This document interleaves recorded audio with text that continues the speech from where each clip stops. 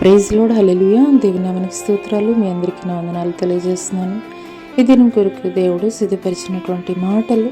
ప్రియ సహోదరి సహోదరుడా, మరి నువ్వు దేవుని సన్నిధిలో ప్రార్థన చేస్తూ మరి నీ యొక్క పరిస్థితులు మెరుగుపరచాలని, నీకున్నటువంటి అనారోగ్యం నుండి విడుదల కలిగించాలని, లేదా నువ్వు ఏ యొక్క అంశాన్ని పెట్టి దేవుని సన్నిధిలో ప్రార్థన చేస్తున్నావో నీ ఆలోచనలు మాత్రమే దేవుడు జరిగించాలని, కొన్నిసార్లు దేవుడు జరిగించడు.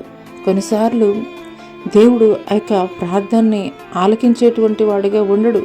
అటువంటి సమయంలో మనం ఎంతగానో నిరాశకు లోనవుతూ ఉంటాము. మరి ఈ యొక్క ఉదయకాల సమయంలో పరిశుద్ధాత్మ దేవుడు నీతో మాట్లాడుతున్నారు.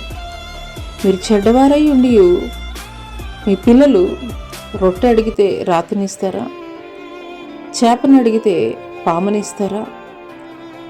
మరి మీ పరలోకపు తండ్రి అంతకన్నా ఎన్నో రెట్లు శ్రేష్టమైనటువంటి ఈవుల్ని మీకు అనుగ్రహింపనై ఉన్నాడని లేఖనం తెలియజేస్తుంది. అవునేస్తున్నాం. మన ఉద్దేశాలు సఫలపరచాలని, మన ఆలోచనలు సఫలపరచాలని మాత్రమే దేవుని మనం అడిగేటువంటి వారముగా ఉంటాము. కానీ ఎప్పుడైతే నీ యొక్క ప్రార్థనా శైలిని నీవు మార్చుకుంటావో, దేవా నా చిత్తము కాదు, నా పట్ల నీ ఉద్దేశాలు ఏవైతే ఉన్నాయో, నా పట్ల నీ ప్రణాళిక ఏదైతే ఉన్నదో అది మాత్రం నెరవేర్చని నీవు ఎప్పుడైతే నీ యొక్క ప్రార్థనా శైలిని మార్చుకుంటావో, అప్పుడు దేవుని యొక్క ఉద్దేశాలు నీ పట్ల నెరవేర్చబడ్డం దేవుడు ఆరంభిస్తారు. అవునేస్తమా.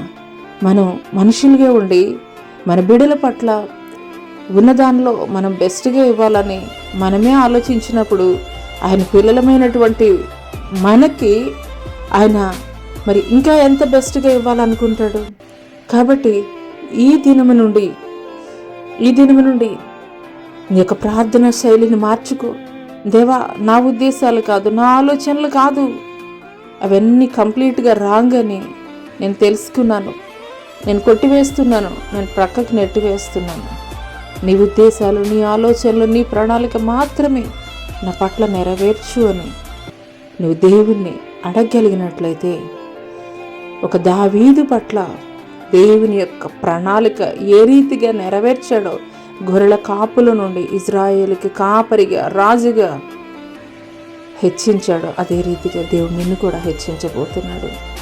అదే రీతిగా దేవుడు నీ ఉద్దేశాల కంటే ఆయన ఉద్దేశాలు, మన ఆలోచనల కంటే ఆయన ఆలోచనలు భూమి కంటే ఆకాశం ఎంత ఉన్నతంగా ఉన్నదో అంత ఉన్నతమైనటువంటి ఆలోచనలు, ప్రణాళికలు నీ పట్ల నెరవేర్చబోతున్నాడు. అట్టి కృప దేవుడు నీకు దయచేయునుగాక. ఆమేన్.